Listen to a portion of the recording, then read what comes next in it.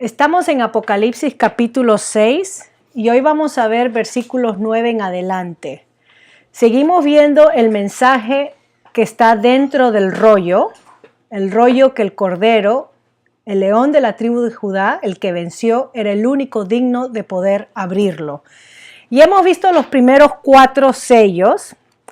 Y en estos 4 sellos yo les estaba diciendo que lean el capítulo 24 de Mateo porque hay un paralelo con estos 4 jinetes que se presentan en el Apocalipsis, que también se presentan con los caballos de Zacarías. Yo le puse en sus notas las referencias ahí para que lean. Pero hemos visto que en estos 4 jinetes traen guerra, hambruna, muerte. Guerra, hambruna, muerte, escasez, ¿no? Con la hambruna. Y todo esto se desarrolla en toda la tierra. No se nos dice que los creyentes están exentos de no pasar por esto. Todo esto sucede sobre la creación. Y es una manera de cómo Dios está tratando de poner fin a la maldad del ser humano. En este 5º sello, eso fue lo que vimos la semana pasada. Okay. Mateo capítulo 4 nos habla un poquito más y nos dice que también señales del fin, que empezó con la venida de nuestro Señor Jesucristo y será consumado con su segunda venida. Estamos en los últimos días, pero señales del fin del mundo son falsos cristos. También habla sobre el martirio que pasan los creyentes, es el tema del Apocalipsis, o la persecución que pasan los creyentes o tribulación que pasan los creyentes. Acá se va a dar el tema de la gran tribulación, que vamos a ver estos mártires, como en Mateo 24, 19 al 22, también que habla sobre gran tribulación, o tribulación que no hubo como en tiempos desde el principio. Y en su manera hipérbola, un lenguaje genérico para decir que gran persecución, gran angustia, que no se pueda describir. Por eso se le describe así. Ok, veamos entonces este capítulo 6, versículo 9 al 17, y vamos a ver el sufrimiento de los mártires por su fidelidad. Y el clamor que hacen estos mártires. Esto es parte del 5º sello, el clamor de los mártires. ¿Qué es lo que ellos claman? ¿Qué es lo que ellos están pidiendo que debe de suceder? Nosotros leímos el texto, así que vamos a ir de frente a entender los versículos, porque ya leímos todo el capítulo. Apocalipsis 6, 9 en adelante. ¿Okay? Dice Juan que vio debajo del altar. Y esta es una manera de cómo él recibe esta visión. Y estamos hablando del altar que está en el tabernáculo celestial, el altar del sacrificio. ¿Okay? Ese es el altar de sacrificio donde se vertía la sangre, porque según Dios, la vida estaba en la sangre. Y acá vemos que la sangre que se vierte no es de un animal sacrificado, sino que es del sacrificio de los mártires. Miren el paralelo del sacrificio de los mártires con el sacrificio del Cordero en el capítulo 5. Pues cuando vimos la escena del trono, primero vimos a Dios Padre sentado en el trono recibiendo toda alabanza, soberano juez, y de ahí vimos en el capítulo, esos 4, en el capítulo 5, al Cordero inmolado, y se nos dice que fue inmolado por causa de nuestros pecados, que con eso nos compró con su muerte. Y acá vemos entonces en una forma paralela cómo el Cordero sufrió, los mártires también que han sido sacrificados de la misma manera como su Señor lo fue. ¿Okay? Ese es el paralelismo. Ahora, las almas de los que habían sido muertos, obviamente estos son personas que todavía no tienen cuerpo, ¿verdad? No ha habido resurrección, pero acá vemos, o se puede decir que apunta a la resurrección, pero vemos estas almas de los cuerpos incorpóreos, no, o sea, sin cuerpo, de los mártires que están hablando. Y en un sentido, el libro del Apocalipsis, Juan nos dice, yo les comenté esto, que en el capítulo 1, él dice que la razón por la cual él estaba desterrado fue por el testimonio de la palabra de Dios, por el testimonio de Jesucristo. Pero acá entonces vemos que estos mártires que han muerto debido a la palabra de Dios, miren ahí, y debido al testimonio que dieron, o sea, dieron su vida por Jesucristo, no lo negaron, no negaron su fe, fueron fieles hasta el fin.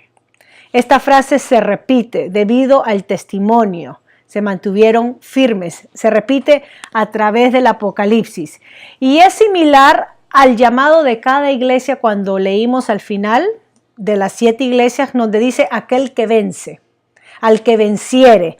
Y el vencer es eso, el mantenernos firmes, establecidos en la palabra, en el testimonio de Jesucristo. La palabra mártir significa dar testimonio y la manera más fatal o más drástica como damos testimonios con nuestra vida. ¿Ves que nosotros damos testimonio con la boca? Hablamos y damos testimonio. Pero ¿qué si nuestra alianza a Jesús nos cuesta la vida? Entonces la palabra mártir significa testificar con la vida misma. Y esto es lo que le había costado a estos mártires. ¿Cuál era el clamor de estos mártires? Versículo 10. Suena parecido a los salmos de David, a los salmos. ¿Cuándo te vengarás de los que nos mataron? ¿Cuándo los castigarás? Y acá el llamado o el clamor de estos mártires es que Dios los vindique, o sea, que Dios haga justicia. ¿Hasta cuándo, Señor? ¿Cuándo tú vas a hacer justicia con nosotros? Porque son mártires y han sufrido inocentemente, sin culpa, de la misma manera como nuestro Señor Jesucristo sufrió sin culpa, inocentemente, ¿ok? Estos no son cristianos que sufrieron con culpa, porque se portaron mal y allí pasaron por juicio. Vaya, acaba de decir que cualquier creyente o que profesa ser creyente, que cometa un acto criminal y pase por juicio, no puede decir yo estoy sufriendo por Cristo. Acá estamos hablando de personas que sufren por ser creyentes, por vivir según el testimonio de Cristo y no por ser malandros o delincuentes. Eso no va según Pedro. ¿Okay? Entonces, estas personas, estos mártires, no piden venganza, sino justicia. ¿Okay? Justicia. Y dice, oh Señor, donde aplica ¿no? En este llamado lo llaman, oh Señor, y se está refiriendo a Dios, a su potestad. Ahora, mientras que ellos clamaban por justicia, vemos otra reacción. Miren conmigo, estamos en el capítulo 6. ¿No? ¿Hasta cuándo seguirás sin juzgar a los habitantes de la tierra, sin hacer justicia? Y versículo 11, antes de seguir adelante. Entonces, cada uno de ellos, de estos mártires, recibió ropas blancas. Esto significa pureza. Pureza. Y se les dijo que esperaran un poco más hasta que se completara el número de sus consiervos y hermanos que iban a sufrir el martirio como ellos. Nos está dando a entender que Dios en su absoluta conocimiento tenía un número que estaba destinado, por decirlo así, predestinado a que sufran por Cristo, a que pasen la espada o pasen la cruz o pasen lo que sea por Cristo, sean mártires. Podemos preguntar por qué Dios permite que haya mártires, cuál es el propósito de los mártires. Y cuando uno examina el Nuevo Testamento como el libro de los Hechos y a través de la historia, cuando un creyente da su vida no sadísticamente, no porque quiere morir o quiere cometer suicidio, no estamos hablando de eso, sino por profesar y no negar la palabra, lo matan, lo queman, etc. Cuando un creyente da su vida, lo que vemos después es una explosión de evangelismo. No hay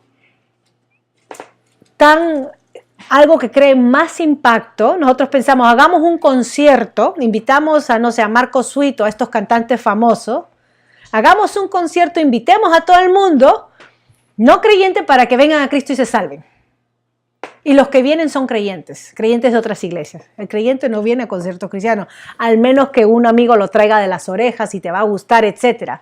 Pero realmente para el mundo incrédulo hay algo que impacta su vida, es cuando ve a uno morir por la causa de Cristo. Eso trae más ganancia de almas que un concierto, que un retiro, y claro, no vamos a tener un ministerio de mártires, ¿no? Para llenar la iglesia, ni nada de eso. Pero es como Dios, a través de la historia, vemos que el evangelio se esparce e impacta vidas, porque la gente comienza a cuestionar. Y acá vemos entonces que Dios dice que hasta que se cumpla el número de los hermanos que tenían que morir como ellos, como su Señor. Y no sabemos cuándo es ese tiempo, pero esperen un poco más, se les dice. Ahora, vemos en el versículo 12, y vi que el Cordero rompió el sexto sello. Entonces el quinto sello son los mártires debajo del altar. Ellos mismos habían dado su vida como su Señor. El sexto sello, y se produjo un gran terremoto. ¿Okay? Este es el sexto sello, un gran terremoto. El sol se oscureció como si se hubiera vestido de luto, la luna entera se tornó roja con la sangre y las estrellas del firmamento cayeron sobre la tierra, como caen los higos verdes de la higuera sacudida por el vendaval.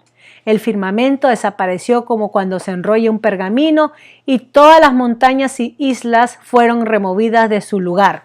Esa es una manera poética, alegórica de decir el terremoto sucedió. No podemos tomar esto literal porque si no, no tuviéramos el resto del Apocalipsis. No es que si caen las estrellas y esto, no hay tierra, no hay universo. Entonces no es algo literal. Se está diciendo en una forma apocalíptica, en prosa, para hablar de un evento cataclísmico en la tierra, como un terremoto, como un tsunami, algo que realmente cause daño en la naturaleza y en la población. Eso es lo que sucede con el sexto sello. ¿Okay? Ahora, ¿cómo sé esto? Porque tenemos versículos en el Antiguo Testamento que usan la misma manera para referirse al finales de los tiempos. Por ejemplo, tenemos Joel capítulo 2:31. Todo esto está en sus notas, pero si me permiten leer brevemente para que vean que no es nada que uno se está inventando. Pero la misma palabra nos dice de estos eventos. Los profetas hablan de estos eventos como eventos donde la tierra convulsiona, la tierra reacciona a la maldad del ser humano. Vaya, Pablo en Romanos 8 nos dice que la tierra está como mujer embarazada, con dolores de parto. Imagínense la imagen, cuando uno está a punto de dar a luz y cómo el cuerpo convulsiona con todo lo que le viene a uno. Así está la tierra convulsionando por el pecado y la maldad del ser humano, por no aceptar la gracia, la misericordia, la salvación de Dios. Entonces se usa este lenguaje. El sexto sello es la tierra convulsionando. Joel capítulo 2:31 y de ahí Isaías. Estamos yendo a los profetas menores con Joel. A ver si lo encuentro en mi palabra.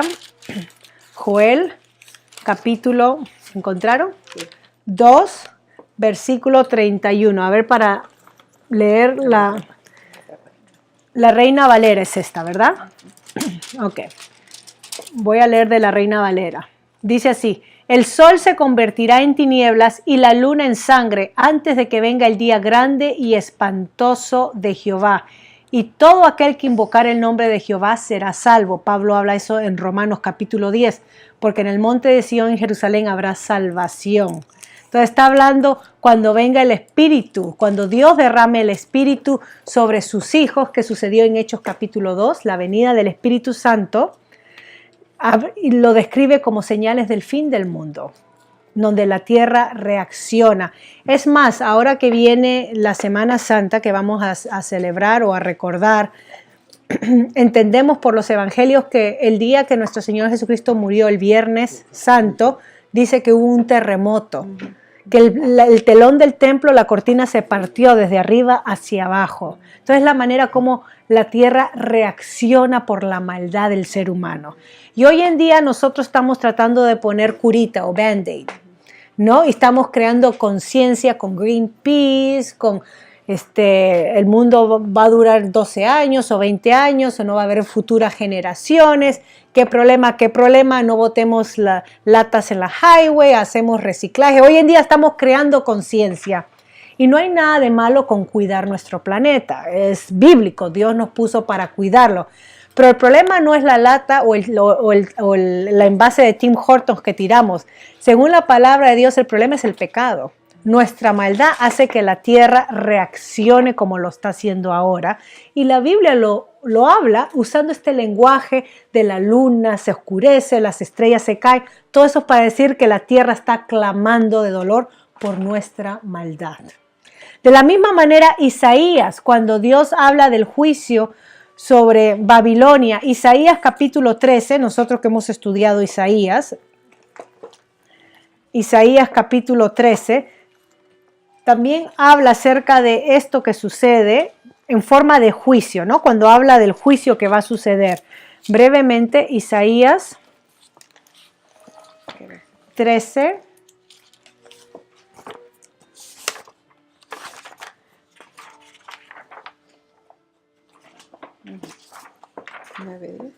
Ya, 9:10. Isaías 13. A ver si lo encontraron. 9 y 10. Miren lo que dice el texto. Ahora sí voy a usar mi versión nueva internacional para leer, pero miren el lenguaje que se usa. 13, 9 y 10. Miren, ya viene el día del Señor, así es descrito.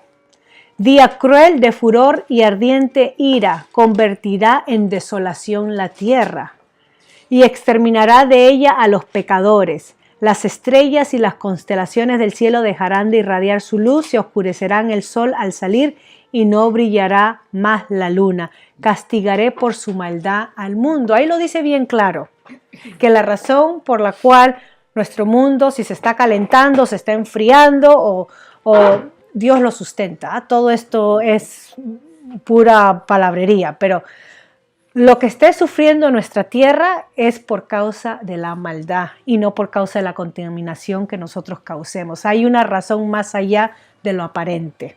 Y eso es lo que la Biblia nos dice. Entonces acá vemos que en el sexto sello regresamos a Apocalipsis y hay otros textos también que pueden ver ahí en sus referencias para cuando estudien más preciso o en casa, ¿no? Este es el sexto sello. Ahora miren la reacción, el versículo 15.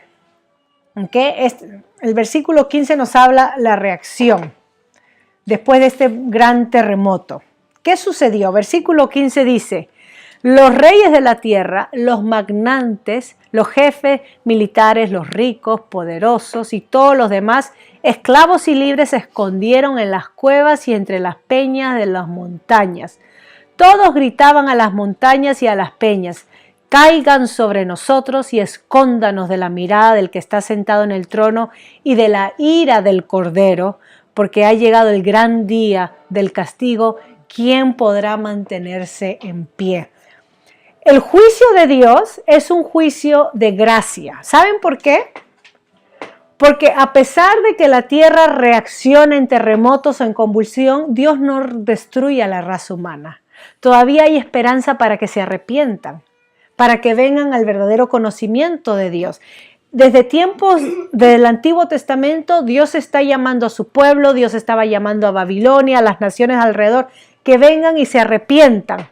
Pero como quisieron o amaron más la mentira, la maldad, Dios dice: mi gracia y mi amor hace que elimine la maldad. Porque eso es lo que hace la gracia y el amor. Cuando yo veo un mal, si yo veo a alguien golpeando a un niño, me voy a quedar ahí mirando, qué lindo, qué bonito, dale más duro. Uno toma acción.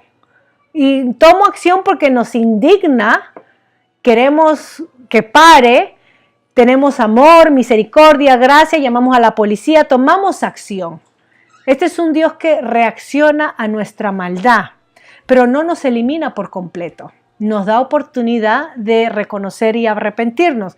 ¿Cómo sabemos que hay oportunidad? Porque acá los reyes, en vez de decir: Señor, perdónanos, ahora sí te aceptamos, dice que prefieren morir. Prefieren buscar la muerte que reconocer al que está sentado en el trono. Eso es lo que nos dice este versículo. ¿Okay? Los incrédulos rechazan creer, no quieren creer. Y los juicios es una manera de cómo Dios quiere atraerlos a ellos pero vemos que no lo hacen porque decidieron rechazar a Dios. ¿Okay? De esto se trata. Hay un pasaje en Sofonías capítulo 1, versículo 14 al 18 que nos habla de esto. Sofonías 1, 14 al 18. ¿Okay? Sobre los juicios, cómo afecta a la tierra y cómo el mundo incrédulo que decidió no reconocer a Dios lo va a seguir rechazando. No importa lo que uno haga, va a seguir rechazando a Dios y el creyente va a encontrar hostilidad en este mundo que rechaza a Dios. Antes de entrar al capítulo 7, quizás alguna aplicación que podamos sacar de este pasaje. ¿Qué nos enseña este pasaje? Vemos que los juicios de Dios vienen de diversas maneras. Una manera es sufrimiento causada por la guerra. El terrorismo hoy en día es muy actual en nuestro vocabulario, actos terroristas. El mensaje del Apocalipsis es para todo creyente y se nos está llamando a estar listos, a estar preparados, que siempre tenemos que dar testimonio de a quién conocemos, de Jesucristo. Tenemos que dar testimonio para hablar acerca del Señor, porque vemos que esta sociedad en general, no individuos, la sociedad en general es anti Dios, rechaza a Dios. ¿Okay? Ya hemos dicho la semana pasada que no todo el que sufre es porque está pasando algún juicio personal, aunque la Biblia sí menciona en Corintios aquellos que habían muerto o estaban enfermos o débiles por pecado. La Biblia sí habla que Dios castiga y disciplina a los que ama a sus hijos. Y mucho de nuestro sufrimiento puede ser por pecado. Ahora, no todo el sufrimiento es por pecado, obviamente. Podemos ser justos como Job o como Pablo, que amaba a Dios y tenía ese aguijón en la carne, fastidiándolo. Y no es que él había pecado, sino que Dios le estaba enseñando que se baste de su gracia.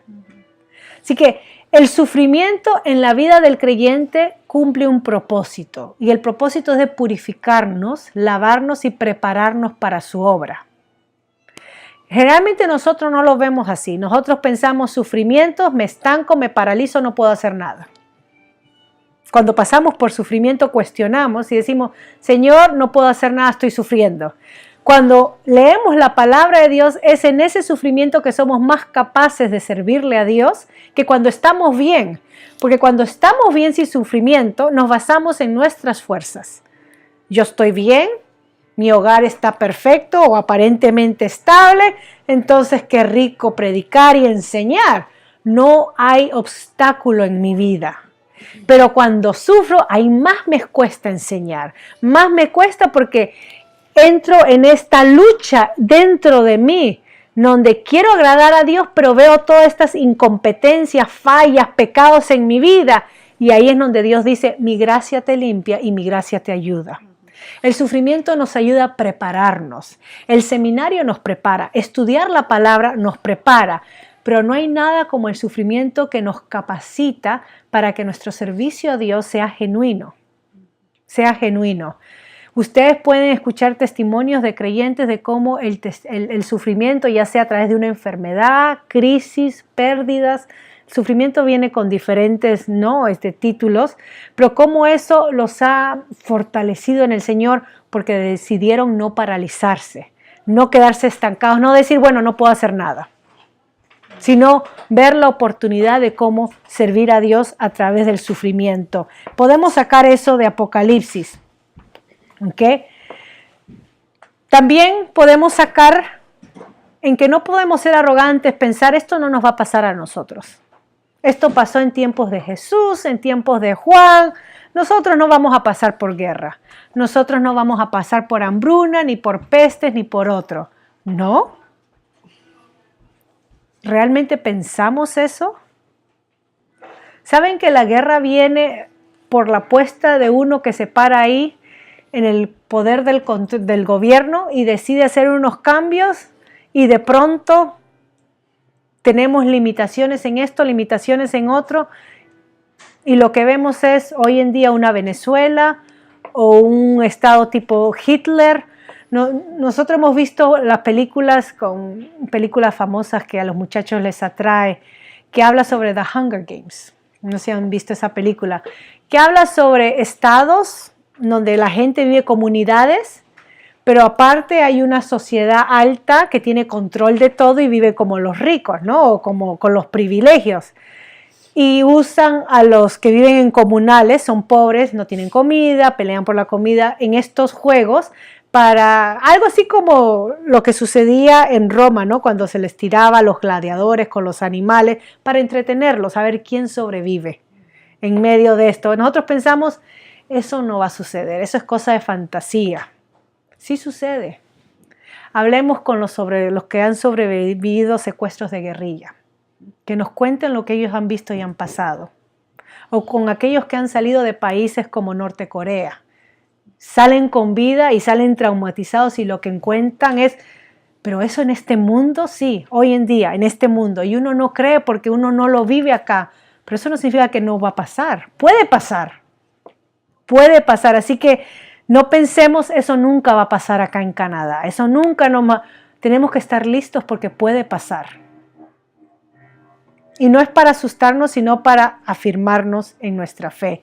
Entonces termina, si estos incrédulos que rechazan a Dios no pueden estar delante de Él en el día de la ira, ¿quién puede estar delante de Él? ¿Quién se puede parar delante de Dios? Y miren lo que dice, después de esto, Juan, capítulo 7, vi a 4 ángeles en los 4 ángulos de la tierra, o en todo el total de la tierra, estaban allí de pie deteniendo los 4 vientos para que esto no se desataran sobre la tierra, el mar y los árboles.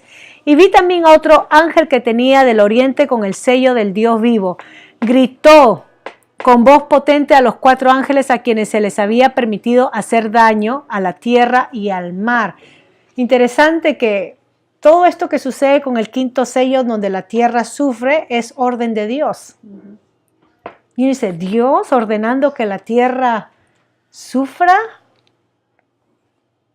Si nosotros ya, es como, a ver si lo ilustro. Estamos preparando algo, una comida, y se nos sala. Bueno, hay que tirarla toda, ya no sirve. Nosotros hemos salado la comida. Dios la está tirando. Ya no sirve. Ese es el juicio de Dios. O sea, no es que Dios castiga porque no hay nada que castigar. Él tiene razón para castigar. Génesis capítulo 19 nos dice, antes de ir acá, ya voy terminando, nos dice que Abraham recibió la visita de 3 ángeles. Y bien interesante.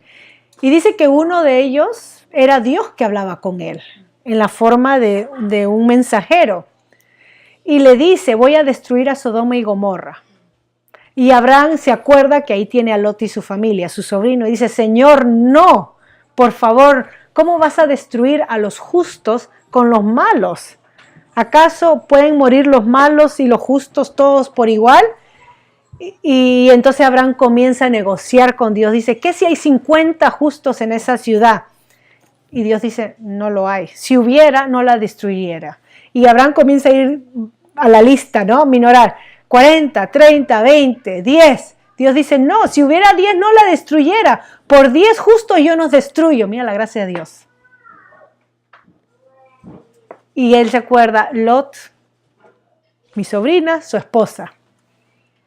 Y entonces interviene y Dios dice, va y libera a Lot de Sodoma y Gomorra antes de destruir la ciudad. Toda la ciudad estaba podrida, desde niños, bebés, mujer, todo estaba podrido, todo podrido. Y ahí se nos muestra que Dios no destruye si hay justicia. Si hay verdad, si hay algo ahí, Él no va a destruir. Y acá vemos que Dios permite que la tierra parezca, sea destruida porque da la orden, pero antes de destruirla, miren lo que sucede. Y acá voy a terminar. Entonces el primer ángel, los ángeles están deteniendo porque algo va a suceder, ¿ok? Versículo 3, no hagan daño ni a la tierra, ni al mar, ni a los árboles, hasta que hayamos puesto un sello en la frente de los siervos de nuestro Dios. Dios sella a los siervos suyos, para que no perezcan como el resto. Ahora, esto no significa que los siervos no van a sufrir el cataclismo. Si hay un terremoto, cristianos incrédulos mueren. Pero los cristianos están sellados, están identificados, seguros en su salvación, en su fe. Si duermen acá o mueren acá, despiertan allá presentes con el Señor. Alguien dijo que para el creyente la muerte es como una graduación. Imagínense una graduación, cuando terminamos y obtenemos el grado o la escuela, los niños se gradúan de grado 8 y allá vamos a su ceremonia, ya terminan eso y pasan a otra etapa. La muerte esa es nuestra graduación, porque de ahí viene nuestra corona, la gloria con Él. No es el final, pero Dios nos sella. Nada nos puede quitar, nada nos puede separar de su amor. Nada nos puede decir, a Él no lo conozco. Estamos marcados por Él. O sea que mientras que uno sufre, mientras que el mal sucede, ya nosotros hemos sido marcados por Él. Le pertenecemos y no vamos a perecer como el resto perece. Voy a parar ahí porque sigan leyendo y se nos dice en una forma simbólica sobre el número de estos sellados, y eso simboliza algo. Y tiene que ver, a ver si le doy una clave, tiene que ver con lo que sucede en el libro de Números, los primeros capítulos. Uno diría, ¿qué tiene que ver Números con Apocalipsis? Pero tiene que ver la manera como se enlistaba a los hombres para que vayan a guerra. Esta es una lista de guerreros. La imagen que se nos da es la lista que van a ir a luchar a la guerra por Jehová. ¿Okay? Miren cómo eso va a entrar. Como hemos dicho, Apocalipsis es un mural que se nos está pintando con diversas imágenes y las imágenes van cambiando en significado, no siempre se mantienen igual. Y acá hemos visto el quinto sello, donde los que han muerto están conscientes delante de Dios, no están olvidados en la historia, están conscientes pidiéndole al Señor, Señor, haz justicia. ¿Cuánto tiempo más? Y Dios dice, hay más creyentes todavía que van a pasar por lo que ustedes han pasado. Y diría, pero no es justo que el creyente sufra. Y vemos, sí, es lo justo porque es como su Señor y su Cordero que sufrió.